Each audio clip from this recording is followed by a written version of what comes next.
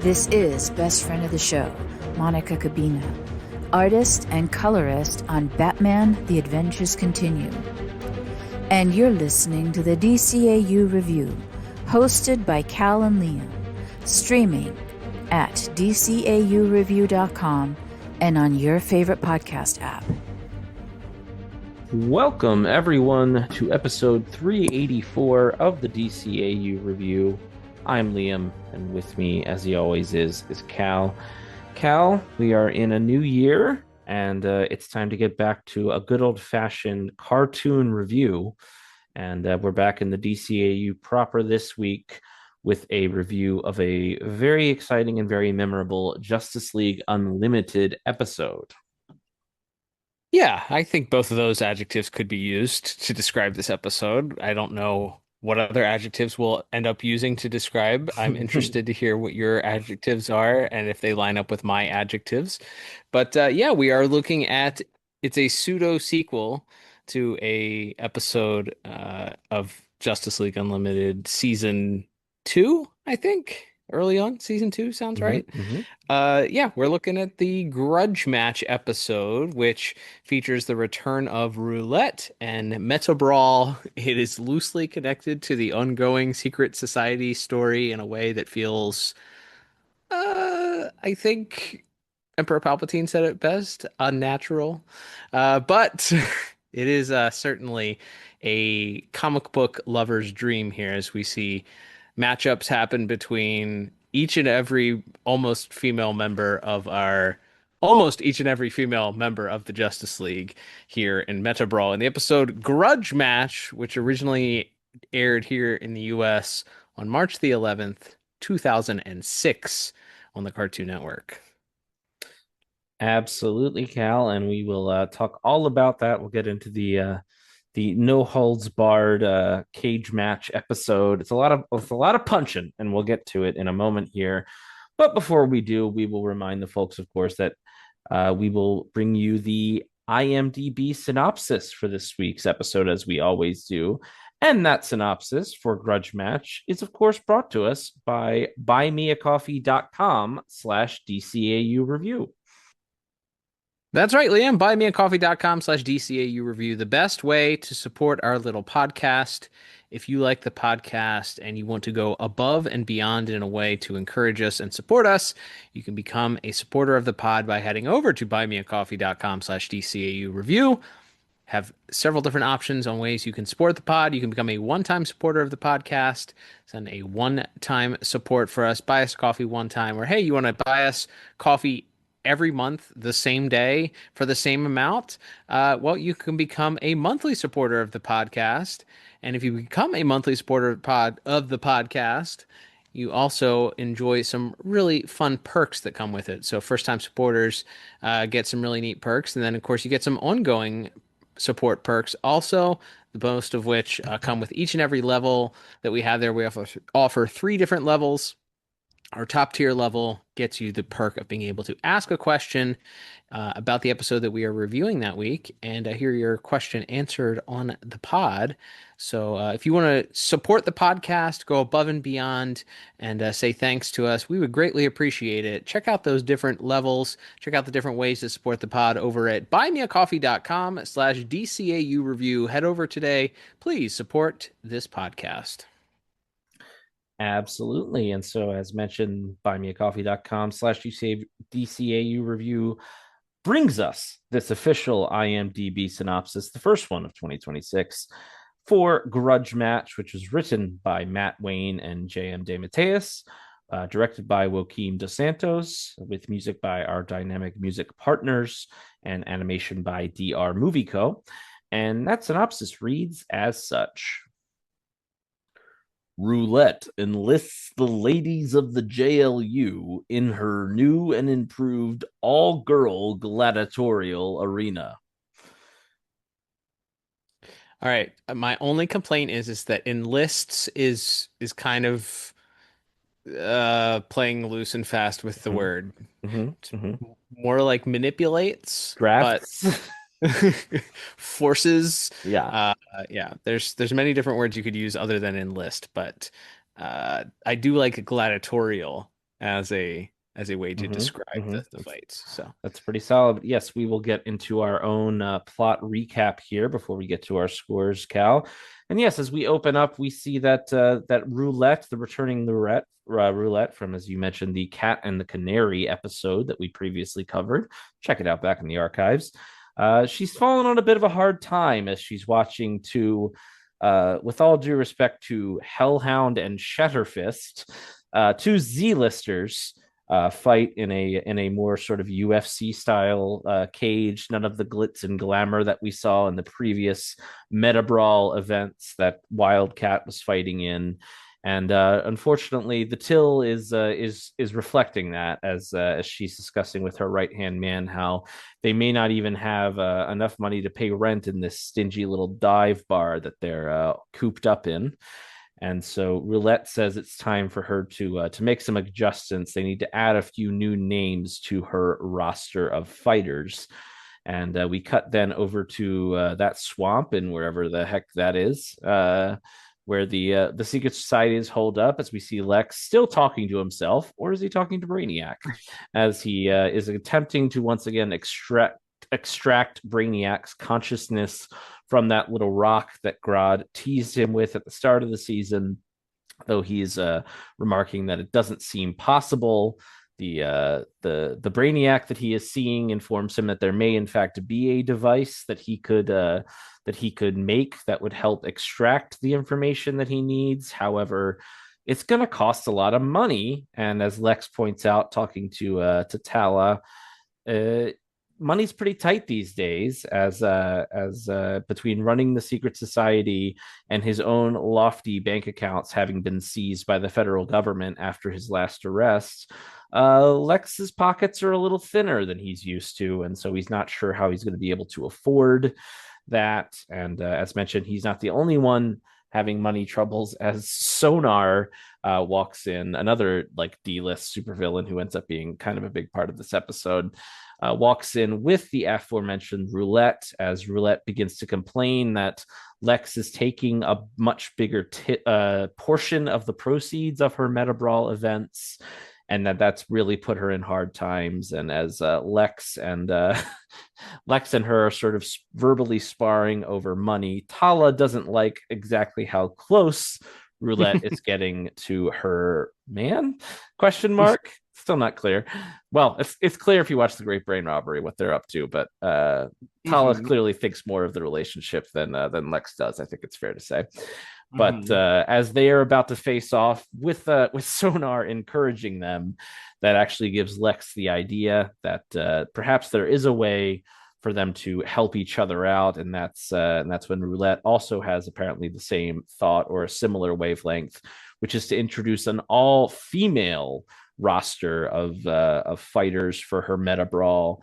And she notes that it's still going to be hard to come by top tier villain talent for these fights.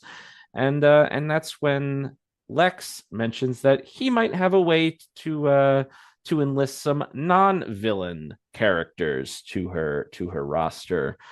And after our theme song, we see that Black Canary is walking the streets of Gotham, or the rooftops of Gotham, chasing down some thug and really not doing well, which is, if as we've seen in previous episodes, this guy does not look like he should be giving Black Canary any trouble.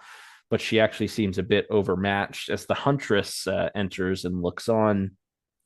And the guy actually is about to get away, though the Huntress does stop him effortlessly, therefore sort of underlining just how much of a loser this guy is and how ridiculous it is that Canary can't seem to stop him. I've never seen you so sloppy. What's the deal? Get out of my way!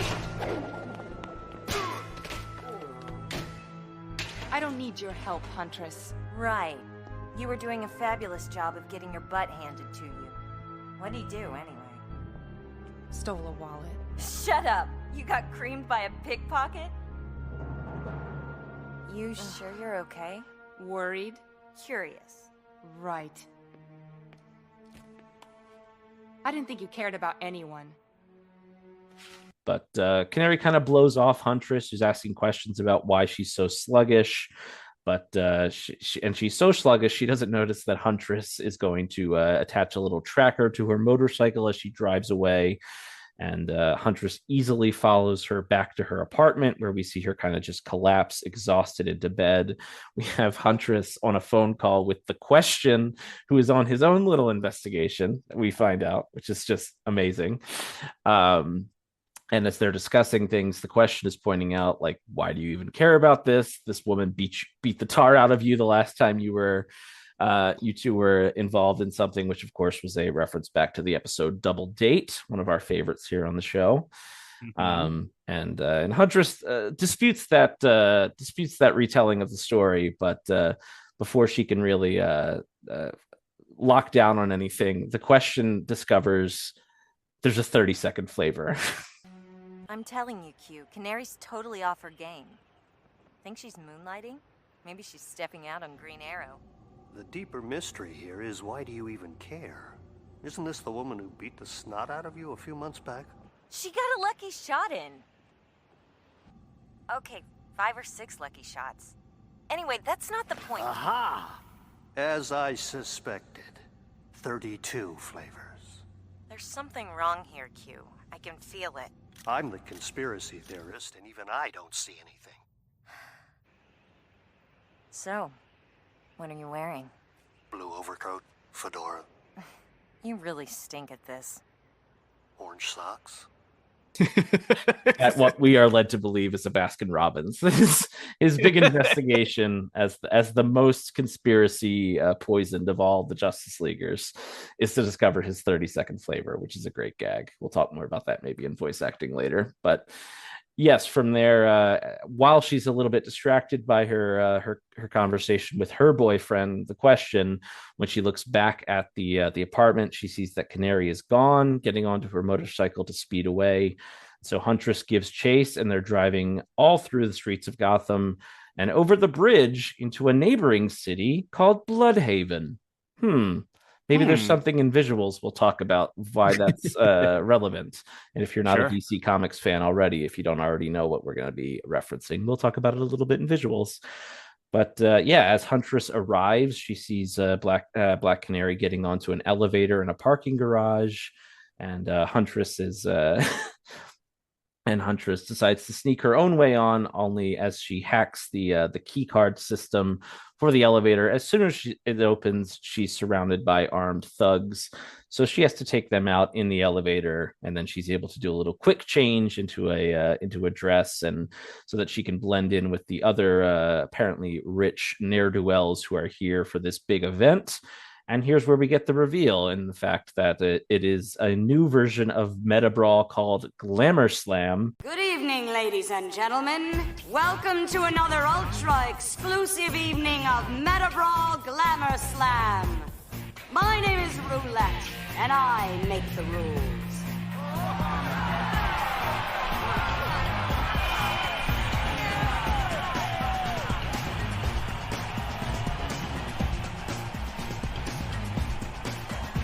Prepare to see the biggest, baddest, superpowered struggle for dominance that it has ever been my pleasure to present. A no-holds-barred fight between two legendary ladies of the League. Fire, the blistering babe from Brazil, and the sultry siren of the Sonic Smackdown, the undefeated queen of the Glamour Slam, Black Canary! Which is featuring not only the reigning champion Black Canary, but another Justice Leaguer in Fire is her opponent. And so Huntress is looking on as the bets seem to be pouring in from all of the other patrons of this event. It's a pretty knockdown, drag-out fight between Black Canary and Fire. And then finally, Canary, after taking a few singes, uses her Canary Cry to defeat Fire and really kind of knocks her out cold in a pretty vicious way, which as we hear that Black Canary is now the champion, or the reigning defending champion. Huntress sneaks backstage afterwards, trying to figure out what's going on. She tries to confront Canary, who then makes it clear she's in no mood to talk. That's right.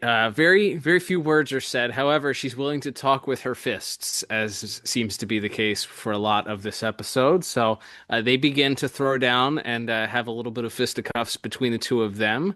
And Huntress, by the way, back in her Huntress gear, she managed to quick change very quickly out of her cocktail dress back into her secret identity there. So she rather her heroic persona. Well, they begin to throw down, have a fight, and in the fight, it appears that Canary is going to make quick work of her because it's clear that she is the better combatant. However, Huntress is able to employ some dirty fighting tactics and lands a strike right to Canary's throat, which prevents her from using her Canary call, at least momentarily, and eventually allows Huntress to overpower her and knock her out completely, just as it seems that the earpiece actually has fallen out of Canary's ear. The Justice League communicator earpiece has fallen out, and as Huntress goes to pick it up, this is all happening before Canary's knocked out. She notices that there is a bit of a change with Canary, and Canary seems to be confused, but that doesn't stop Huntress from laying one last blow to her, seemingly surprising her, knocking her out. And that is when we see Sonar, who had previously appeared in the scene with Roulette and Lex and Tala, was involved with that discussion. He shows up thanking Huntress for taking care of Black Canary, and then we quickly realize that Huntress is overwhelmed at this point by Sonar and his other group of men that have taken them in. So we cut to a holding center, appears to be some sort of prison, where Canary and Huntress are put into the same cell, and Huntress is pseudo apologizing, saying that it's not her fault. She didn't know that Canary was back in her right state of mind. Canary's not quite buying that. Huntress says she had to be sure, that's why she knocked her out. They both observe through the window fire being dragged into one of the cells by Roulette and a doctor who's checking on her.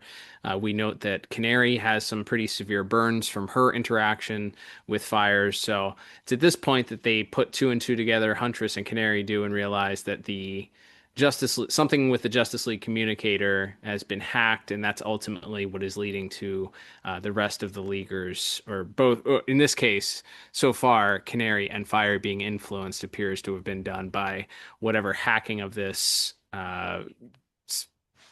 device that has been done. They hypothesize that it's probably something to do with Grodd's mind control technology, because sure, why not? And then as we see Canary and Huntress putting two and two together, they threaten Roulette through the door, who shows up and is inspecting Fire. She says that, Fire is still under her control, but unfortunately, Canary and Huntress no longer are, so she has to dispose of them. But she assures them that if she's going to have to lose two of her fighters, or one of her main fighter and another potential fighter, she's going to do so and make a show of it. So we cut to the next scene where we're back in the ring, and we see that Canary and Huntress have been placed back in the middle of the ring, and Roulette is announcing that Canary had such a good time in her earlier battle that she's back for more, and she's brought Huntress with her. The crowd immediately gets worked into a bit of a fervor there, but as Roulette announces that they will not be fighting each other, they seemingly begin to turn a little bit and are a little bit frustrated, but that is just until Roulette announces that it is in fact Huntress and Canary teaming up to fight Vixen and Hawkgirl, who are revealed to be the opponents in their next fight. So we have more fighting that occurs at this point. You'll see some pattern that develops here. A lot of fighting between these four. They're able to separate Vixen from her communicator fairly quickly, and then they're able to team up the three of them to try and free Hawkgirl from her mind control, eventually doing so right before Hawkgirl is able to permanently damage any of them. So all four of them now, with their minds fully clear, begin developing some sort of plan to escape. But that's when Roulette reveals the ace up her sleeve, so to speak, as the final contender for Meta Brawl Glamour Slam is none other than the princess herself, Wonder Woman, who is, of course, her being a metahuman of her own, taking on 4 other girls, probably not going to be too much of a problem for her. So we suddenly have all 4 of these femme fatales going up against the Amazonian from Themyscira, and it's an interesting little battle here as the girls decide how they're going to try and handle both fighting this Amazonian that's trying to kill them, and also working on how to free her from her mind control, and also trying to form some sort of escape, and also potentially get Roulette, who they know is behind this. So all of that leads to our final little scene here that involves a lot of punching, a lot of kicking, and eventually some talking. That's right. So yeah, as mentioned, the 4 now back to normal leaguers try to team up to fight Wonder Woman, as you mentioned, to little success, as she's just overpowering all of them very quickly. And so Hawkgirl is kind of the first one to realize that this is a losing battle. And so she begins to try to damage the cage that they're stuck in. There's these giant electrified plexiglass, probably stronger than plexiglass, but they're big glass tube that they're in. And she's able to damage it a little bit, but can't quite break it. But thankfully, Canary's Canary Cry has warmed up a little bit. I guess she's healed a little bit from the elbow to the trachea she took about an hour before this, as she is able to use her cry to shatter the glass. And so Hawkgirl grabs Huntress and Canary, flying off towards Roulette and Sonar up in the upper decks, leaving poor Vixen to fight Wonder Woman by herself, which is like really rude. I mean, Shayera does go back in and try to help eventually, but I'm like, there's a minute there where it's like, all right, Vixen, don't die. Well, that and Shayera's re-involvement almost leads to her splitting Vixen's skull right open. Yes, it does not. It was not thought out. I don't know if they informed Vixen as to what was happening. Maybe that has something to do with Shayera and Vixen's quote unquote friendly rivalry over Jon Stewart. But yes, Hawkgirl drops Canary and Huntress up on the steps of the upper deck, and we see some rank and file thugs for Canary and Huntress to fight. While, as you mentioned, Hawkgirl tries to rejoin the fray to subdue Wonder Woman, nearly caving Vixen's head in with the big honking mace in the process. But thankfully, to no avail. It's just clear that they're still overmatched, and that the only way to that they're going to be able to stop Wonder Woman is to disable the device that's controlling her that Sonar and Roulette have. So after some more fisticuffs with the rank and file, Huntress grabs her crossbow and fires a grappling dart up to swing up into the owner's box, where she and Canary confront Sonar and Roulette. There's more fisticuffs here as Sonar uses some kind of device on the weakened Canary to give her his own version of a sonic scream. And in the meantime, Huntress sort of expects Roulette to just fold, if you will, but turns out that she's quite adept at fighting herself. So we get this back and forth between Huntress and Roulette, although eventually Huntress is able to subdue her and also subdue Sonar in the process.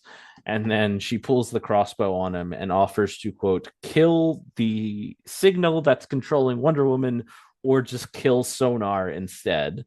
And just as Wonder Woman is about to smash, like a Three Stooges routine, she's going to smash Shayera and Vixen's heads together and obliterate them, one would think.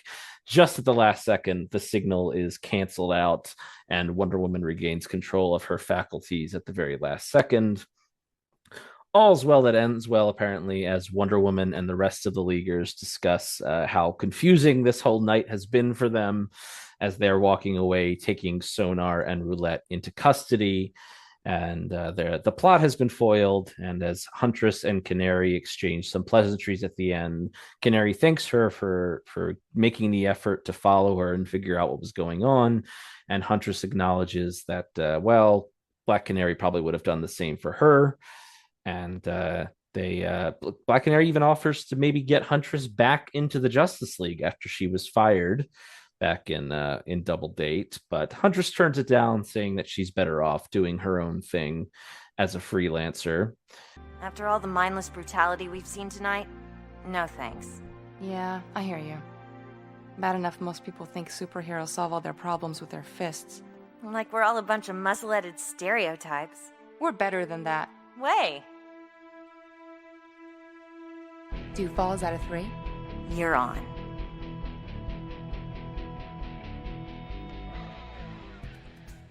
And as they're about to walk away, they exchange a few more barbs at each other in a friendly way about who would have won the straight up fight, the rubber match, if you will, after Huntress won the second fight and Canary won the first one back in Double Date. And at first they kind of blow it off like they're not going to do it. They make a crack about how everyone thinks superheroes solve all their problems by punching, and they're way too evolved for that, before immediately running back into the cage. And we get a Rocky 3 ending as we see them run at each other and each do a big flying kick, and then the screen fades to black. So we don't quite know who won that final, the rubber match between them. But that's where our little episode ends as we wrap up for this week of the plot recap.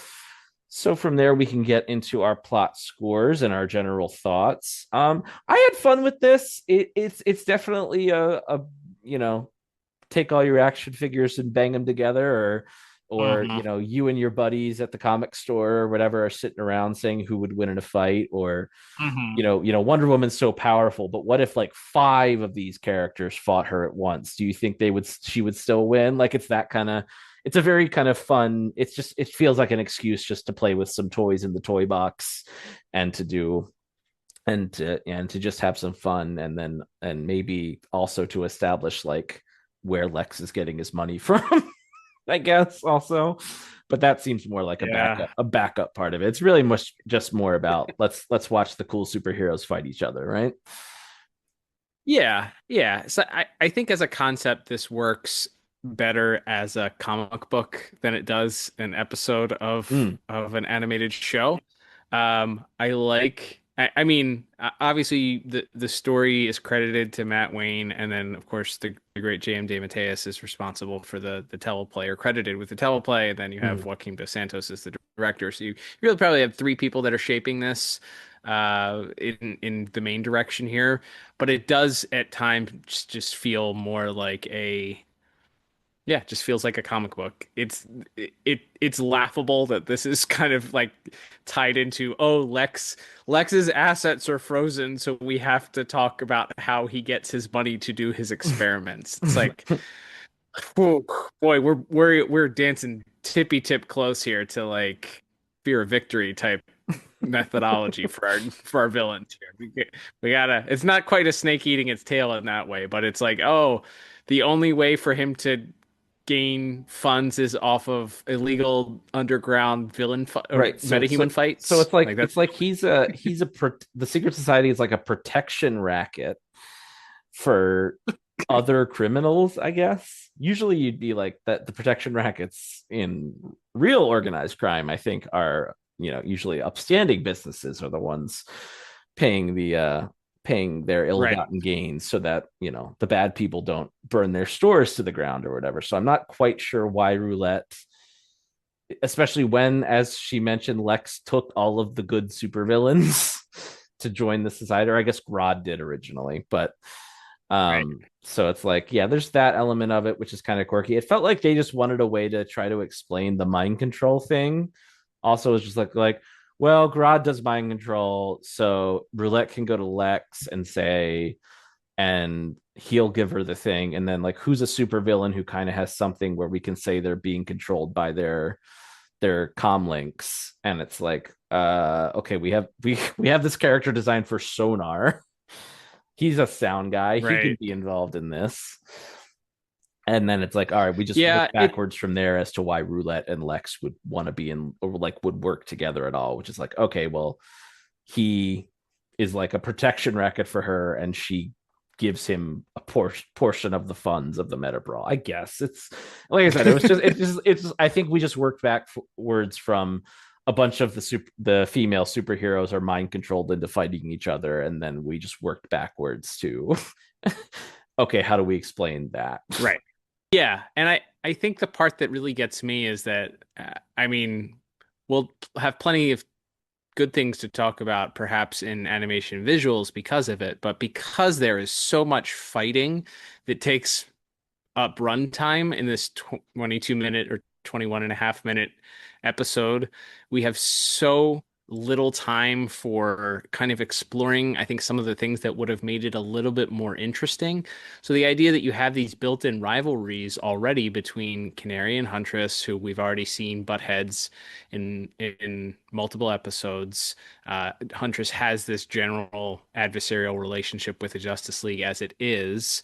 So we don't really have time to explore that, or what or why her motivation to just kind of like what is motivating her beyond like just curiosity as to what she's kind of observed with the one pickpocketing thing. So we don't have a whole lot of time to explore that. And then you have Vixen and Shaira who were introduced, and they also have this adversarial, maybe not adversarial so much as like kind of weird cold relationship because they both like the same dude. So you don't really get time to explore that. It's teased a little bit with the, the fact that Vixen does get to like nearly strangle Shaira, and Shaira almost splits her head open with the mace, but like it's really not discussed in a really tangible way because so much of the episode is just punch punch kick kick.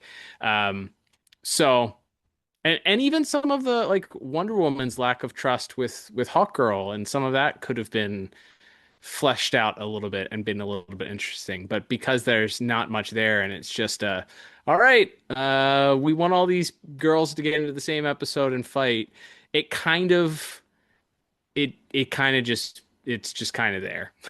So, for all those reasons, I settled on a plot score of 4 out of 10 for this, which I'd have to go back and check, but is probably the lowest I've ever given a Justice League Unlimited episode, if I had to guess.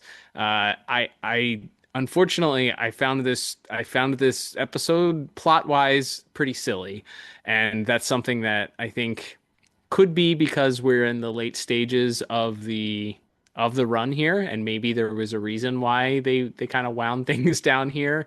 We've talked about how they didn't necessarily anticipate a third season of Justice League Unlimited based on how season 2 ended, and the fact that they were granted these extra 13 episodes was kind of a surprise to them, or not necessarily a surprise, but something they decided to like, okay, yeah, we'll do it, and then kind of went in this different direction. But it does feel like this is a filler episode in like modern streaming services when they put out a show. It's like, all right, well, we're going to do 12 episodes, so we can't wrap things up too busy here. What if we just have an episode where all the girls fight each other? Great, awesome.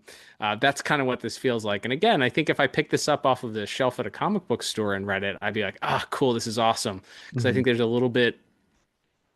a different expectation and it's just a little bit different, I feel like, than when you're watching an animated episode. And it just feels a little goofy to me. So 4 out of 10 for me. What about you?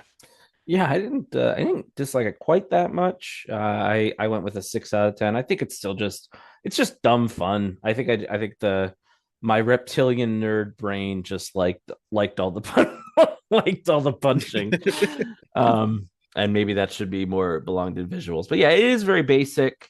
There's little elements of it that I find enjoyable, like some of the deeper cut characters that show up here. And yeah, it could have been more, again, maybe if you spent more time examining the Huntress, because she is kind of our POV character for this episode, and sort of what is her her real motivation. And like they established at the end of Double Date and Question Authority and her other appearances after she's fired, that like she's obviously still a hero and she still wants to do what's right, but it's like, why is this sort of, what's driving her to really, keep checking up on Canary and all that stuff? And the question even kind of asks her that. So it is kind of interesting, and you kind of get the answer at the end. It's just like, well, you would have done the same thing. So it's, I guess the idea is that the more traditional heroes like Black Canary and Green Arrow have kind of inspired Huntress a little bit. So yeah, I think, like I said, it's good dumb fun to me. I don't think it doesn't reinvent the wheel, and like we said, the justification for how we get to our big punch ups is kind of silly, but it almost would have been, because there's even a moment where Huntress asks Canary, like, are you working undercover or something? Are they blackmailing you? And I'm like, that probably would have been more interesting. Like, if like doing the mind control thing. Like, I mean, that's how you get to like Wonder Woman and all these characters being into it. But it almost would have been more interesting if it was more of a detective story or an infiltration like spy story than it is what it is, which is, like I said, still enjoyable to me as a big punch up. But yes, not necessarily the highest of highs when it comes to our plots that we've discussed over the years, to say the least. But from there, we will move on to visuals and animation. As you mentioned, Cal, we have Joaquin DeSantos as the director, and we have DR Movie Co. and our visuals and animation this week. Well, this is the plus side, right? Is all of the all of the punching looks really cool, as many of the Mr. DeSantos' directed episodes do. It's a good mix of, you get plenty of superhero action, superpowers. The sequence where Fire and Canary fight, the first kind of big cage match we get in the episode, is a lot of fun, and how they sort of visualize Fire's power. I think the green fire, I think some of that is CG. I rewound it and watched it a couple times, or they put some kind of effect over it. Maybe that was a CG effect to make it look more vibrant or whatever. But I thought, as far as we've talked about how sometimes it's very hard to blend the 3D animation with the 2D, I thought her sequence especially was awesome. And then I really enjoyed watching Wonder Woman just throw everyone around at the end, just like how outmatched everyone is when they try to take her on, either one-on-one or when they're all trying to like tackle her at once, and she just kind of stands up and shakes them off. Like, that sequence is a lot of fun. Yeah, I think there's a lot to be said. I mean, we could probably talk for the rest of the episode about the individual fight sequences here. I think this is Mr. Dos Santos's bread and butter here. This is what he is great at when it comes to these episodes, and looking at is coordinating these fight sequences in ways that make them feel like you're watching a mid 2000s action flick. Wouldn't be like a Jason Statham movie that you like probably wouldn't have otherwise enjoyed, but just like the fight scenes are coordinated so well, you're like, you know what, I'll remember this one for that really cool fight scene between Jason Statham and that nameless bad guy. Like, there was a very particular type of movie, I feel like, at a period of time where that was like the main thing, is you had an actor or an actress who was your main person, and then the whole draw was you get to come see some really well coordinated fights between this actor and whoever else, maybe incorporating martial arts in a small way. But yeah, there's several different fights. I mean, you get fights between, obviously, Canary has the dust up initially with that pickpocket guy, and then we see her fight with Fire, and then we see her fight with Huntress, and then we see them fighting with Shaira and Vixen. And I think the way that Mr. Dos Santos is able to kind of balance the back and forth, the character movements, the way that Canary fights is not the same way that Huntress fights. As I said, in that fight, you can very much tell that Huntress is on the defense, that she's much more, she's overmatched by the fighting style, which makes sense. Canary being being trained by Wildcat, she has the advantage of being a much more seasoned hand-to-hand combat specialist versus Huntress, who seemingly is like self-trained or whatever. So it's yeah, so you can really tell the difference between the fighting styles. And then of course, once you start involving metahuman powers in the actual meta brawl, that also throws additional fun little twists into things. So yeah, the fight sequences are top notch. Even the little bit that we get at the end between like Roulette, when she like pulls the things out of her hair to like to let her hair down, and she starts using them as little weapons.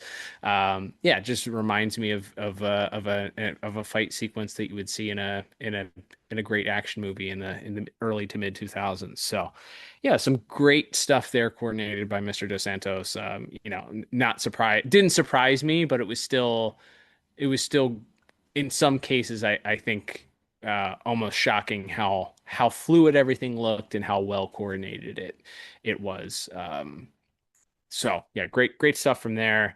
There's a couple of sequences again that I think that stand out. The sequence where Sonar puts whatever that device is on Canary's head. You see the little device on her head first, and then you kind of don't realize what's happening. And then he switches this thing on, and the way that she just kind of crumbles to the ground as this sound comes, as you mentioned, it sort of mirrors the canary cry in a different frequency almost.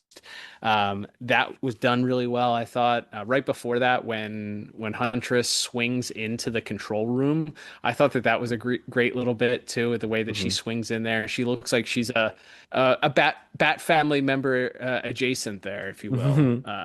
It's coordinated very well. I really like the way that looked.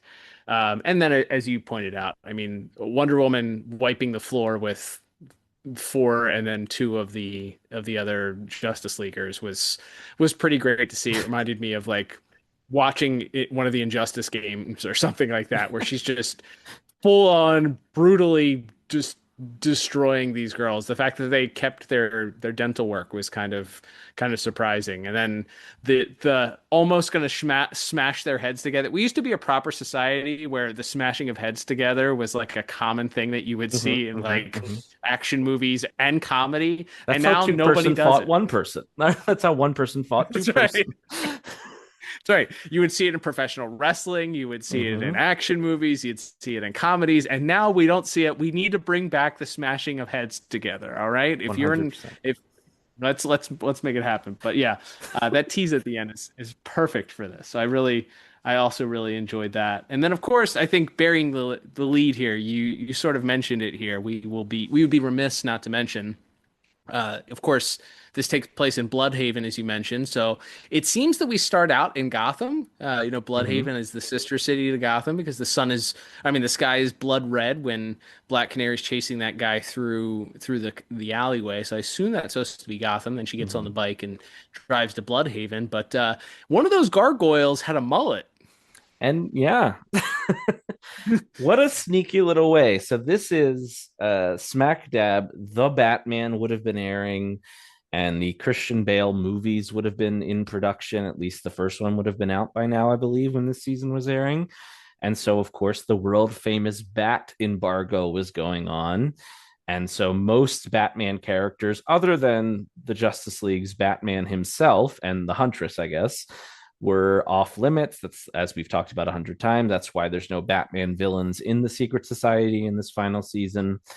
But that Batgirl episode there was a Batgirl episode that was scrapped. Yep, I think that was one of their first ideas for a Birds of Prey type story. So that was scrapped. So a lot of ideas that involved the Bat family characters that couldn't be used. But we don't really see who it is. It could be any superhero wearing a domino mask with a mullet who happens to be making Bloodhaven his home. Of course it's Nightwing. In the shadows, looking cool as heck as he stands there looking over his city. This is the official confirmation. So obviously longtime fans in the comics would know that Bloodhaven, the sister city to Gotham, is where Nightwing calls his home. However, we had never really gotten confirmation. And as Bruce Timm famously said in a forum post, he didn't care what happened to Nightwing. So this is our only official on-screen confirmation that Nightwing did in fact at some point get a little sick. Well, I guess we had that, and we had in Return of the Joker, Barbara mentions that Dick moved on to another city at a certain point, but we now know for sure that it was Bloodhaven, and we see him sort of standing on the rooftop, skulking like a big Dracula, just like his surrogate dad, and he looks cool as heck. So that is a great sequence, and it's a cool little nod, and it was a fun way to include that without having to. So it felt like, as Matt Wayne, Dwayne McDuffie, some of those last seasons, who did love to throw in more little continuity things that maybe Bruce Timm and some of his other producers weren't quite as didn't feel were quite as necessary. It's like, hey, it matters to nerds like us that we officially know, because otherwise, where was Nightwing? Poughkeepsie? Detroit? Right. You didn't know. So now we know for sure that he was watching over Bloodhaven for perhaps the rest of his superheroing career after the new Batman adventures. So, and he grew the mullet back, even though he had short hair in those comics. So, and he has short Batman hair. And Harley Quinn. Right. So this, we can say this episode definitely takes place, we would assume, before Batman and Harley Quinn, since he has the long flowing mullet, the glorious mullet still. But yes, that's so cool. That's the thing that I remember most about this episode every time. That's the reason I was really excited to watch this episode, was because of the 2-second Nightwing cameo. Maybe that's why I liked it more too. I just because we didn't really know, and we never really got to see what was going on with the rest of the Bat family characters. So that's a fun little nod to throw in there. So now that we've spent 5 minutes talking about a 2-second scene, my only other notes were, I think you covered a lot of the big fights. I do think the hallmark of Mr. Dos Santos, as mentioned, the superhero fights are super fun. Wonder Woman, you spoke about professional wrestling. Wonder Woman power bombs Vixen into the stands at one point, which is amazing. Yep. But I think it's the hand-to-hand stuff. It's Huntress and Canary fighting those like generic dudes in suits, the mobsters in suits, as they're like running up the arena steps. I think it's the way it's angled is very interesting, because you're it's almost like the camera, as it were, is positioned at the top of the steps. So you're watching them run up the steps and fight guys. And so as the guys are getting knocked back, they're kind of turning and facing the camera and then spinning back. So they do some, I think, creative stuff with the angles that they show the fisticuffs in. But I always think the hand-to-hand stuff is always a lot of fun. And then as I may have mentioned, or we may have mentioned at the end of the plot already, the end seems pretty clearly to be an homage to Rocky 3, which I believe that's the Mr. T one. But at the end of that movie, famously, Rocky and his former rival, Apollo Creed, decide to have one last match to settle once and for all who was the greatest boxer. And both guys go to land the haymaker, and it freezes, and then Eye of the Tiger starts playing, and they kind of recreate that without Eye of the Tiger, unfortunately, which maybe would have made this episode like all tens, honestly, if Eye of the Tiger started playing at the end. But yes, we get the freeze frame and of course, but it has to be more superhero-y. So they both do a running, flying kick towards each other as we freeze and fade to black. But I appreciated the homage to really one of our. Is that the one with the robot? Which I don't even know. I don't know when the Rocky movies stopped being good. Is it after 1? Is it after 2? I think 4 was universally panned. That's where the main fight is a street fight, I think. Oh yeah. Right. So yeah, someone who is better versed in Rocky can let us know when it fell off. And but yeah, I liked that little homage. And then maybe this should have been in plot, but there's that sequence where all of those armed guards pop out of the elevator doors open, and all of those armed guards are there, and Huntress just like casually strolls in and then beats them all up. And I was like, they did it before Winter Soldier did. Exactly. I wrote that down too. I was like, dang, we should have, if we had gotten a sequence, it would have been like, oh, well, this is where Winter Soldier got the influence from. All I'm saying, yes, right. And all I'm saying is that she beat up all those guys a lot quicker, and so Huntress is just tougher than Captain America. I think that's fair to say. And she's a better character. I think it's fair to say that. Statement. I don't think anyone would disagree with that. Remember, opinions are endorsements here, according to the DCAU review. So, opinions are our, or wait, no, the opinions are our own, and retweets are endorsements. I That's believe right. is the. That's right. So, We always yeah, right. I don't know how we transitioned out of that, but that was funny.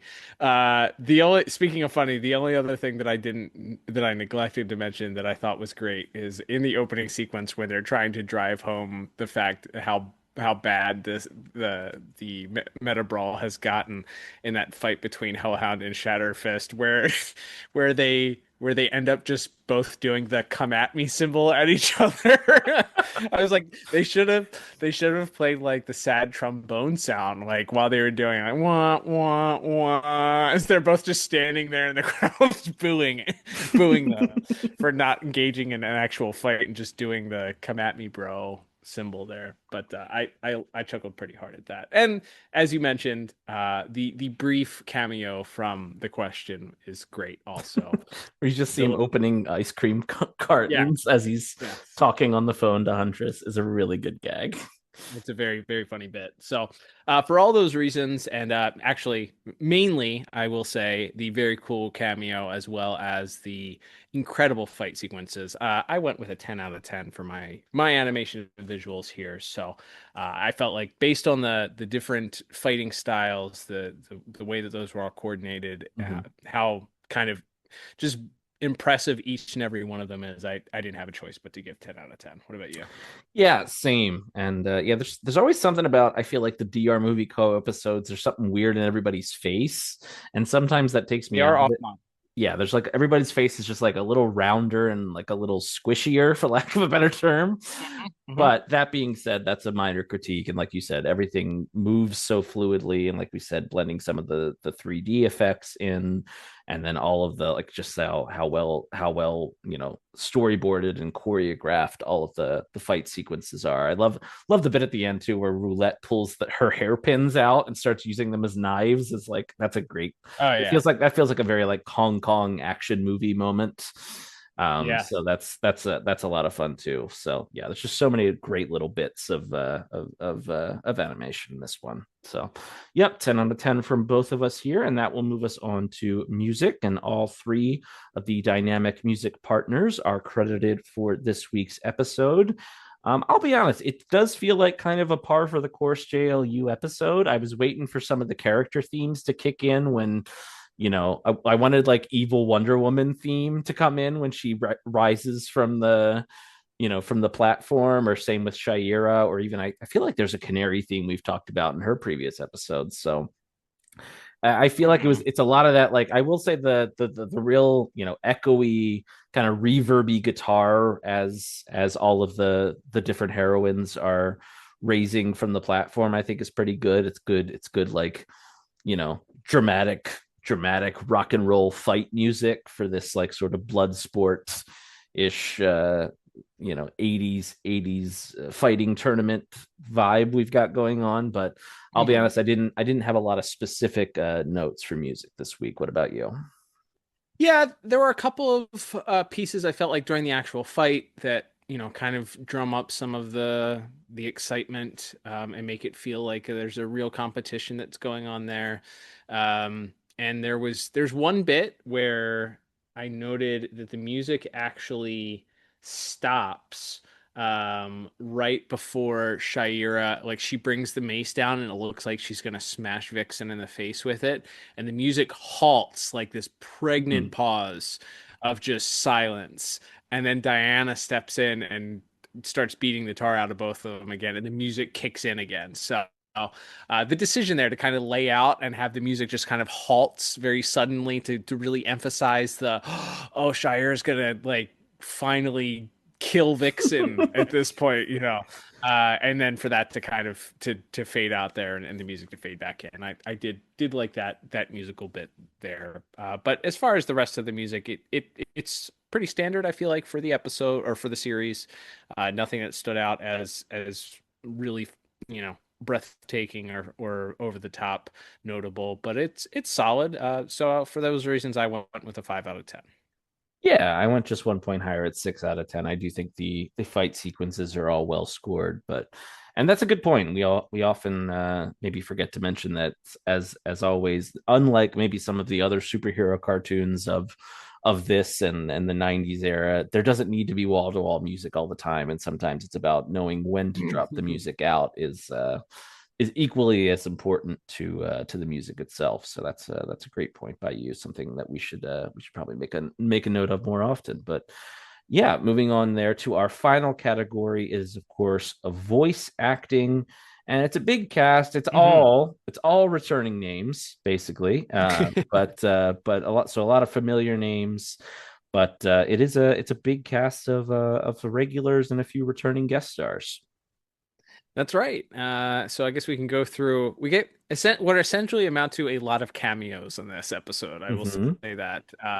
So we'll start out with Clancy Brown, who is briefly at the very beginning interacting with Corey Burton. Corey Burton, we'll talk about in a second because he plays several different characters in this, as he's wont to do. So it is written. But yes, exactly.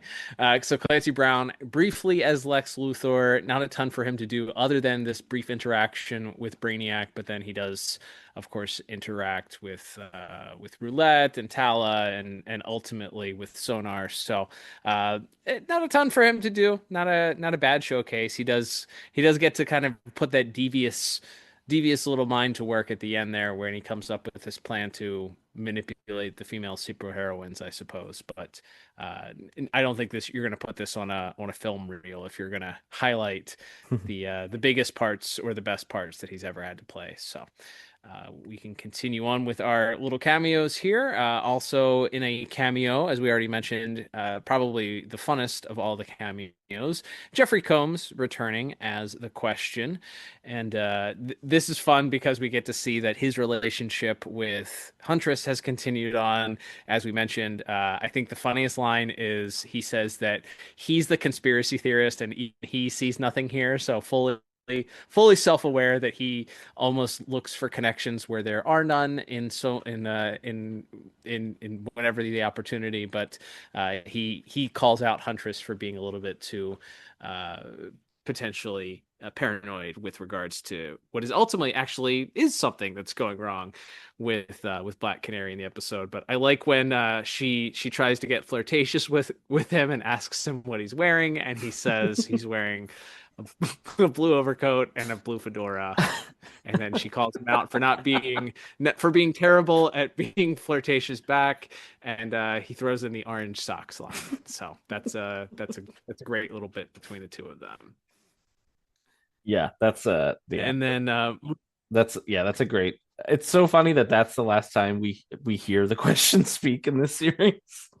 It wasn't, if you had gone out on like the dramatic highs of the post Cadmus episodes and all of that, all the crazy stuff and Question Authority and Panic in the Sky, you'd be like, yeah, of course. But it's like, no, because then once this guy is actually uncovered like a giant corporate / government conspiracy, he just went back to being an absolute lunatic, and he's just like he's investigating Batman Robbins because he thinks they have more than 31 flavors. That's such a good gag. Like, that's so funny.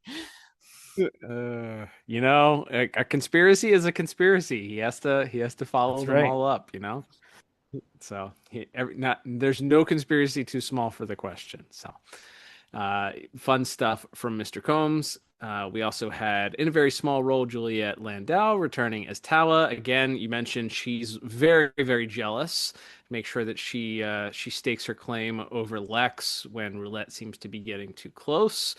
So very, very small, almost not notable role for her, but it's fun that she gets to continue that streak of, she's just wherever the power lies, that's her man. And very clear though that she's still very worried about Lex talking to his imaginary friend, as she calls them. I thought that was a funny written line for her. So good stuff there from Miss Landau.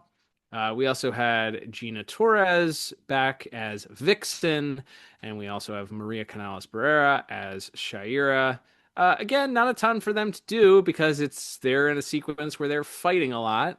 Most of it is grunts and groans and a couple of kind of shocked reactions once they get snapped back to reality, so to speak. But yeah, not a ton for either of the two of them to do, other than those brief little interaction that they had. Yeah, the only other I think Miss Canals Pereira's best line is probably when because she's also the voice of Fire. So when she's just like, I did Right. what? Like Right. that's probably the most she gets to do, or the most she gets to inflect in the whole episode, other than, as you said, the grunts and groans from getting thrown around. Speaking of grunts and groans, we also had Susan Eisenberg as Wonder Woman. She at least gets a pretty fun line at the end where she is snapped back to reality and says that everybody better have a good explanation for what's going on. But yeah, not a ton for Miss Eisenberg either.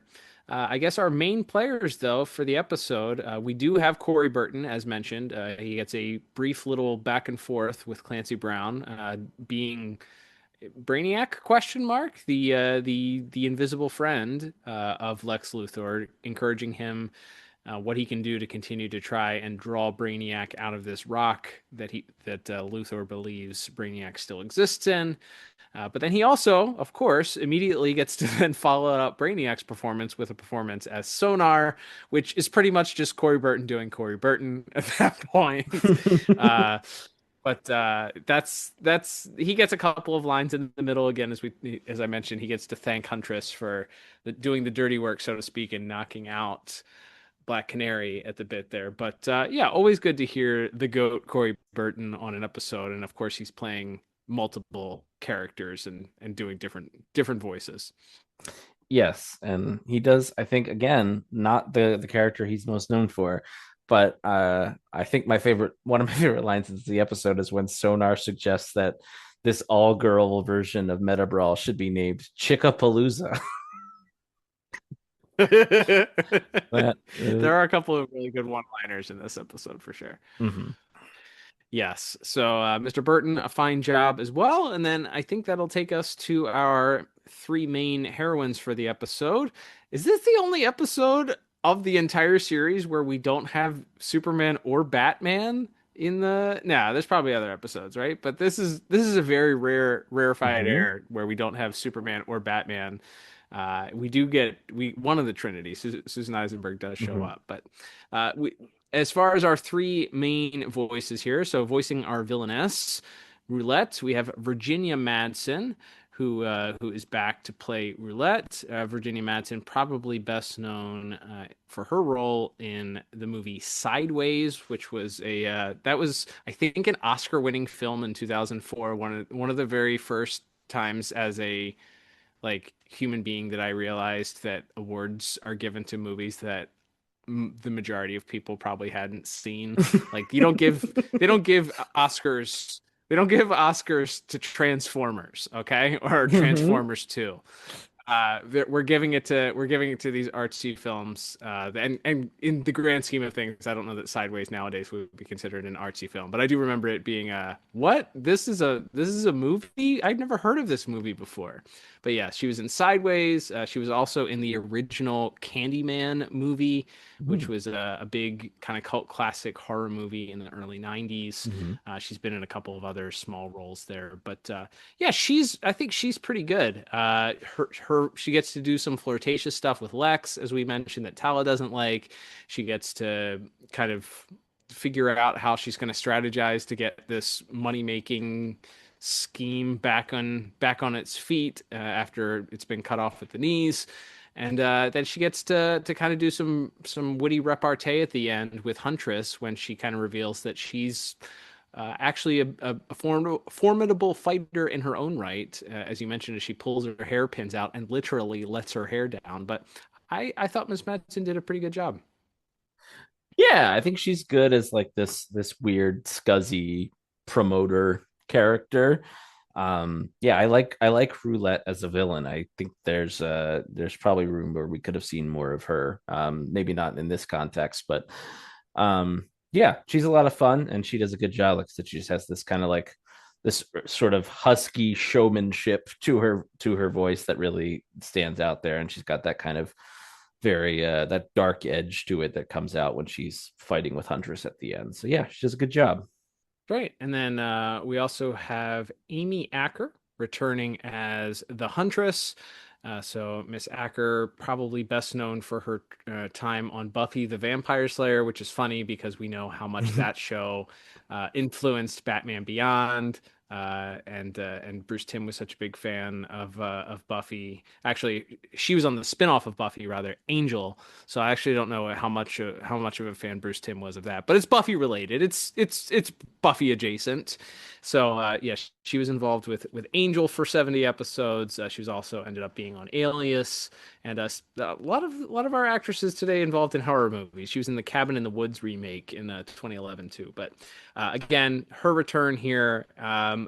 She gets multiple episodes now where she gets to do a lot of the heavy lifting here for the episode, whether it's Fearful Symmetry or Grudge Match or Double Date. She gets some spotlight here on the episode. It kind of makes me wish they had ended up doing a Huntress spinoff or a Huntress, of course, selfishly, a Huntress and Question spinoff would have been great. But I feel like she's asked to carry a lot here, especially because she ultimately injures Black Canary for a little bit, who can't speak as much. So she's doing a lot of the monologuing and dialoguing here. So I feel like she does a really good job. I believe that she's this character that is kind of a little bit more aloof. I like at the end where she's offered the role back in Justice League, and you can tell that it really doesn't matter that much to her. She's kind of too cool for school with that, but it's a good performance, I feel like, from Miss Acker. Yeah, I agree. I think this is one where it's like it's such a fine line. I think especially when it's a voice performance, when you have a character who is like this sort of quippy and sarcastic of like, is this character going to be fun and kind of charming and braggadocious in a fun way, or are they going to be annoying? And Miss Acker does a great job of making it the former rather than the latter. She does has this very sarcastic tone, especially at the start of the episode when she's kind of dressing Canary down and talking about how could you possibly lose a fight to this loser and all this stuff. But as the episode goes on and she kind of figures out that they're in a lot deeper than she may have realized, I think she really kind of rises to the occasion. You see the more heroic side of her too. So she has a good balancing act, as you said, between the and carries most of the episode, a lot of the episode by herself. So yeah, it's a great job by Miss Acker for sure. That'll lead us to, I guess it was a toss up. It could have gone either of our leads here as who we've highlighted finally, but I went with Morena Baccarin, who is, of course, voicing Black Canary, of course, very well known as Vanessa in the Deadpool movies. She played Dr. Leslie Tompkins on the Gotham live action movie. She was in Serenity. She's in a lot of things. Most recently in that show Fire Country that's on CBS that I think has been on for like 10 seasons probably. It's either been on for 10 seasons or 2 seasons. I don't know. Right. It's either a new one or and it replaced an exact replica of it's an exact replica of a show that was already on, or it's been on for 10 years itself. It's impossible to say. Well, and she's also, I think she got a spinoff of that show called Sheriff Country. So that also, nice. So that further complicates things. So yeah. So either way, so Miss Baccarin is back as our Black Canary for the episode. And again, someone who is a well-known actress, I feel like at this point. Certainly, you've probably seen one of those 3 or 4 movies that I just mentioned, if you haven't been living under a rock. So as far as both being an actress in the film world and a voiceover actress also, or a voice actress as well, I think she communicates things very well, especially when she has the part in this episode where she literally has to mime that she's been punched in the windpipe. So she has to like pretend like her voice is rasping a little bit from after when Huntress hits her in the neck. So yeah, I think she does a fine job here. Again, most of the episode involves punching and kicking, but our two leads here, they were responsible for a lot of the dialogue that did exist, and they're kind of verbal back and forth, and ultimately I think the final scene, that little kind of coy little let's settle this in the ring type of dialogue that they have there at the end before we fade to black is kind of the highlight for me for the both of them in the same scene. So but yeah, another good performance from Miss Baccarin. Yeah, I think she's awesome. Like you said, there is that she has to be exhausted in the first part of the episode, and then, like you said, she has the injury, so she's kind of like talk whispering for a lot of the episode. She has a lot of the other heavy lifting to do along with Miss Acker. Yeah, I think she does a really solid job. Like this is and like you said, because all of our other Justice Leaguers are kind of, as you said, glorified cameos for lack of a better term. It really is up to Miss Baccarin and Miss Acker to carry the load here, and I think they both do a great job. Yeah.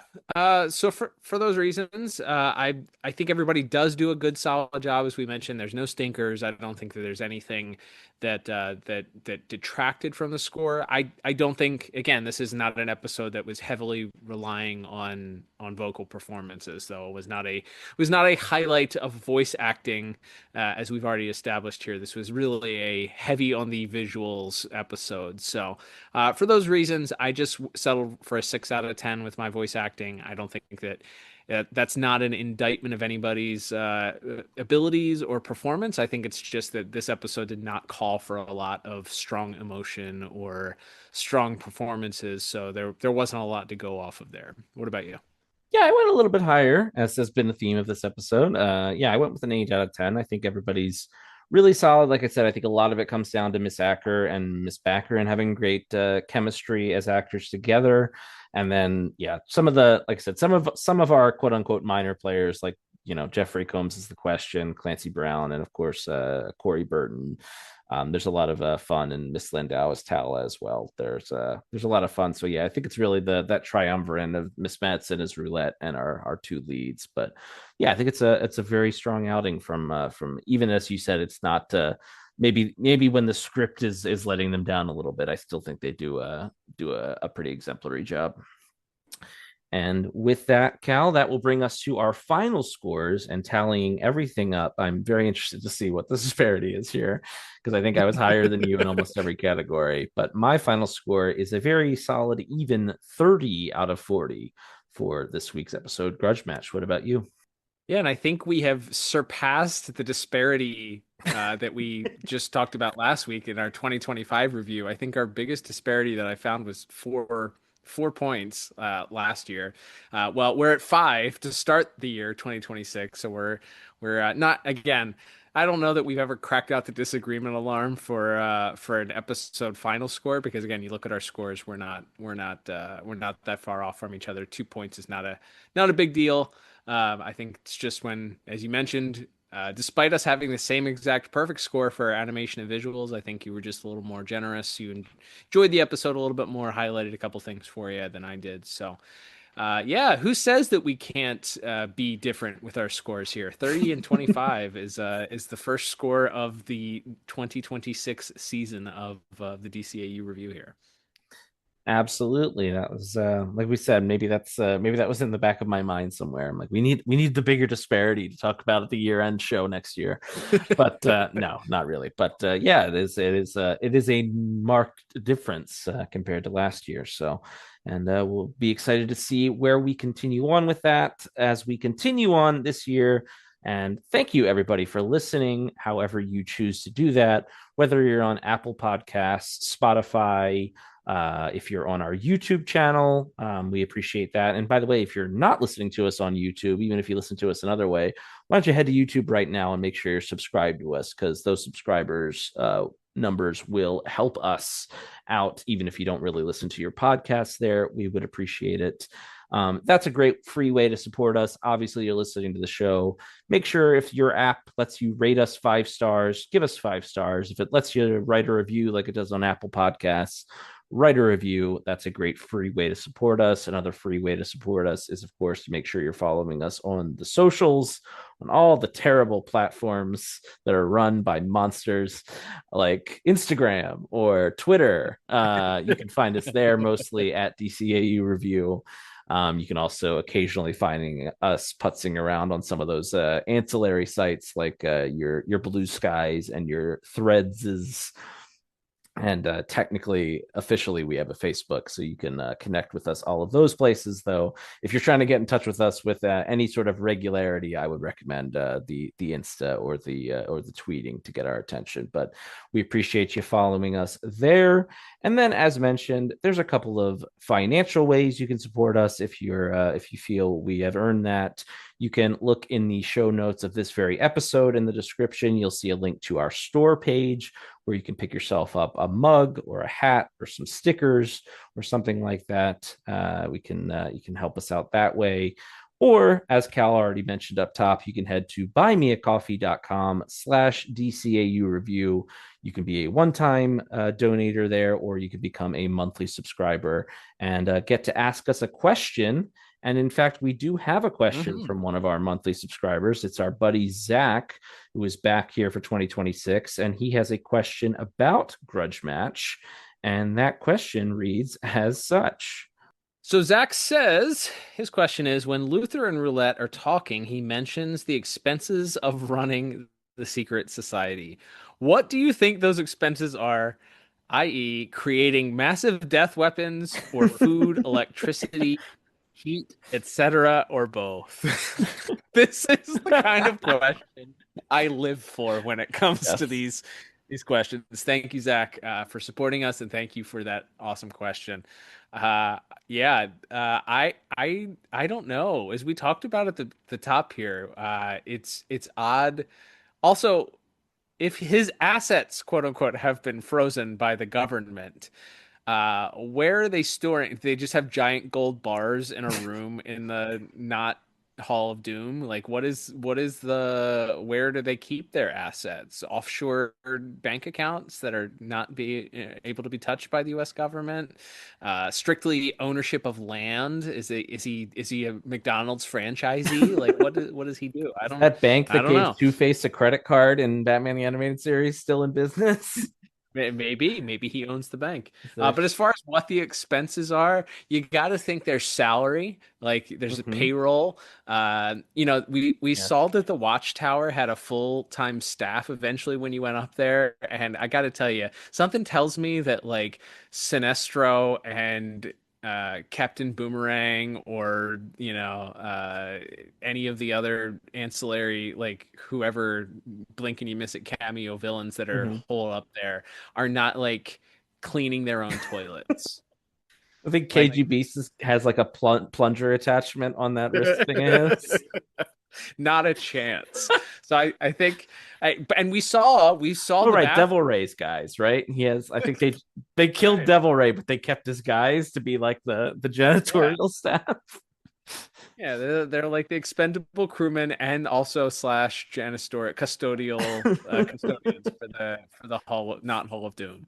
That has to be it, right? Like that's going to part of that. They have to pay for like swamp care, flood insurance in case the swamp floods. I mean, not to get ahead of ourselves here, but in like 2 episodes, he launches this thing into space. So I guess also rockets, rocket fuel, right? And the ability to steer a big round dome through space probably ate up a lot of the budget in Q4, if I had to guess.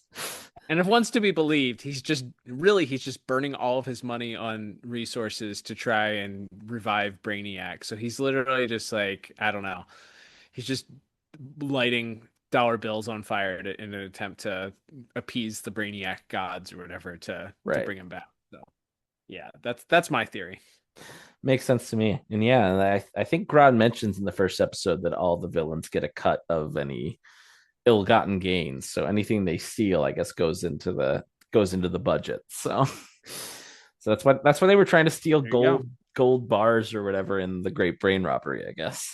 Because they They have no There you go. finances otherwise. But yes, that's a great question by Zach, as always. And as mentioned, you can head to buymeacoffee.com/DCAU review, become a monthly supporter, and you can get your own question read out on the show. But however you choose to support us, we hope you will continue supporting us with your listens and all those other ways next week when we're back with another JLU episode to talk about. That's right, Liam, and we will actually be deviating from our general path here, but for good reason. We shall return, never fear. We are going to skip over the next episode in air order here, and we're going to end up going to the episode afterwards. We're going to be looking at the episode Ancient History, which features the return of Hawkman, the actual Hawkman, not that Herotalic guy.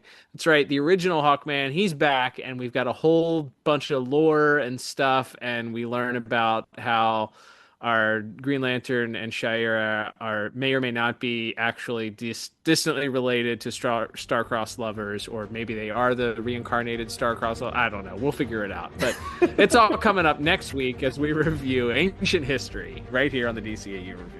Yep, can't wait to get into all that wacky. The Hawk people, really. Just go on Wikipedia. If you're not familiar, the Hawkmans and women's and girls, just what a convoluted backstory. Even for comic books, what a convoluted backstory they have. And we'll get to dive into that next week in Ancient History. Can't wait. But until then, I'm Liam. And I'm Cal.